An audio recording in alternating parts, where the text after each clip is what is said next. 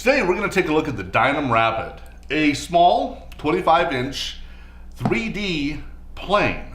This is the plug-and-play version. Let's see what's in the box.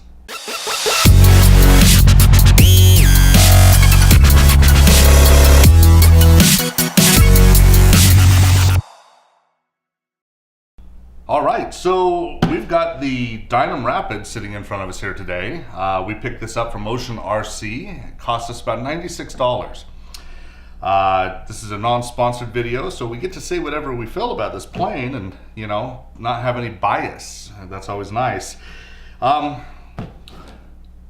interesting little plane. 3D plane, aerobatic. Dynam, high quality RC products. It's supposed to be a fairly easy plane to fly, and kind of excited to see what it looks like. Let's go ahead and open our box. And true to form for Dynam planes, we've got boxes inside of boxes. So again, whenever we see this type of packaging, we've learned over time that perhaps the build quality is not going to be as high-end as other comparable planes. Now, for me at this price point, we're really not far off of some of the E-Flight planes. UMX Timber, you know, the Cirrus just came out. Those planes are fantastic little planes, beautiful little flyers. And so, you know, if that's where the bar is for something that's consistent and high quality, well, that's kind of what we measure against. So let's go ahead and get into these boxes of boxes. Let's see what we've got. It's an unusual box. Oh, it looks like the glue just failed on the joint. More paper. All right, so immediately we've got some goodies coming out. We've got a little fuselage. Main wing is our stabilizer and elevator. Looks like we do have control horns installed. That's nice. Cuts down our build time. What else have we got here? More paper and boxes. Looks like we've got a little accessory package, landing gears, some propellers, looks like an extra nose or the nose. Go ahead and slide all this out. Now, this again, at this price point, this is the plug-and-play version. So we do expect some electronic components. Looks like we do have some. Let's go ahead and open our bag here. See what we can see. All right, well, it looks like we've got two teeny little servos here. A Dynam ESC 18 amp. It's an unusual number. Usually they come in 5 amp increments. Little teeny motor, brushless up front. Slide our nose back on.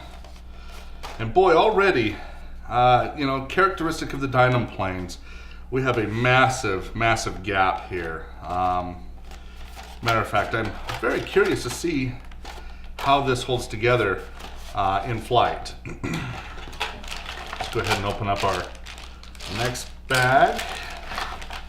Pull out our main wing. So not a bad looking wing. Looks like we got lots of little glue threads here. Couple little teeny servos mounted in the wing. Control rods are already hooked up. That's nice. So that should go together very quickly, very easily. It looks like it's just a 2-screw setup to mount that. And let's take a look at our last bag here. And cute little elevator. We'll take a little closer look at the hinge. We've had lots of problems with the hinges on the Dynam planes. Very consistent problems. And so we'll give a little extra scrutiny to this before we fly it. Looks like we've got ourselves a single sheet style piece of build instructions. Interesting. Skylord Tomcat ESC. It's our little programming sheet. And some graphics. This will be interesting. We've actually got another little toy we're going to try on this. We actually picked up one of the ESC programming cards for the Skylord ESCs, trying to salvage one from our Hellcat. So we'll use that in the programming and setup of this and see how that performs and whether or not it affects the plane. Looks like we got a pretty straightforward build in front of us. Let's jump into the time lapse, see how this goes.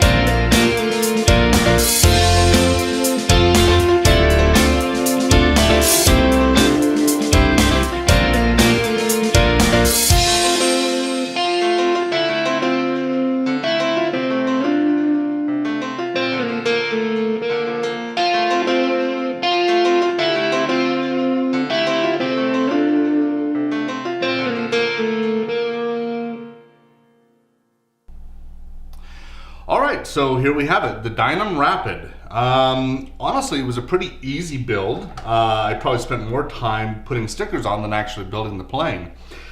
Kind of an interesting build overall. There's lots of interesting nuances with this I want to go over, but let's start off with the fun part always. Let's do a thrust check. So we've got a brand new Turnigy, what is it, a 3-cell 850 milliamp battery in here.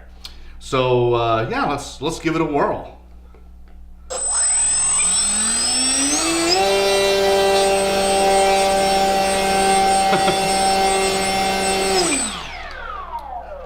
Well, that's actually kind of fun. It actually is lifting off the table.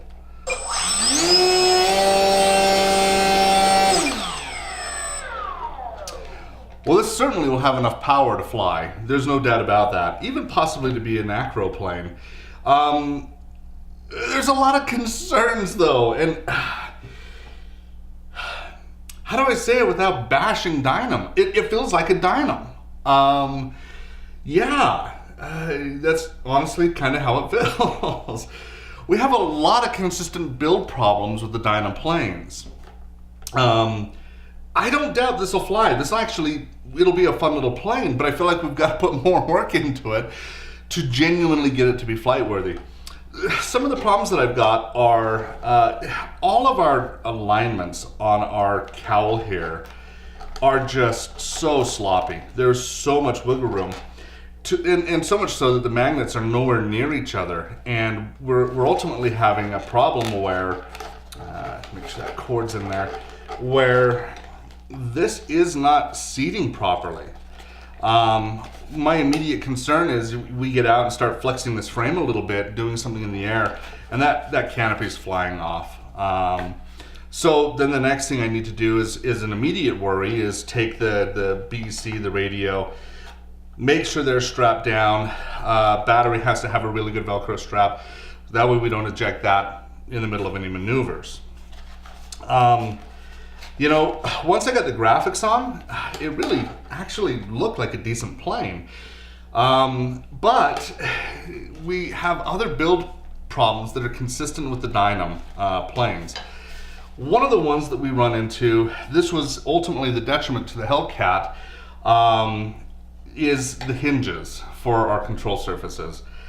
In this case, this plane, honestly, as it is right now, cannot fly. The reason is, when we get in here and we start moving our ailerons, we get down deflection, but we do not get up deflection. The servos are screaming, trying to push against the foam joint.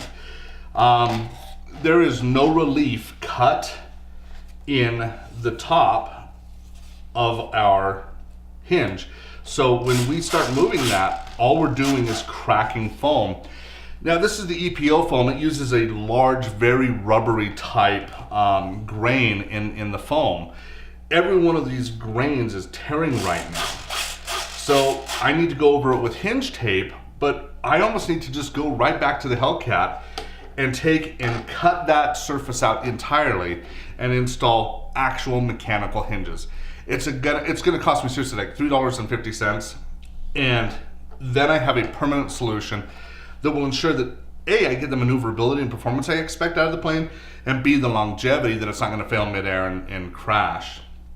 You know, other than that, you know, for the price, at under $100, for a small plane that is acrobatic, I think this is actually kind of a fun little airframe, again, once we work the kinks out. The hard part is with the Cirrus, with the Timber that are the UMX line from E-flite, I just don't see the justification in investing in this plane unless I really, really, really have to have an acrobatic plane that is 25 inches wide, and I'm very hard set on a budget limit of $100. If I can come up with $16 more, I would invest in one of those planes.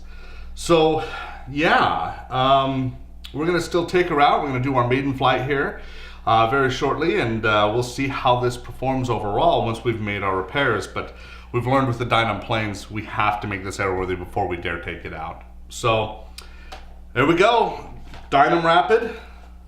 Honestly, not a bad little plane, but we'll see if we can actually make it better.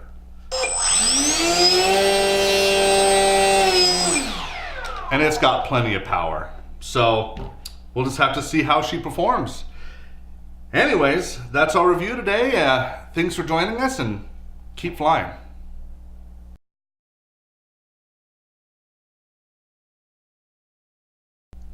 Well, that's that. Oops, I dynamed again.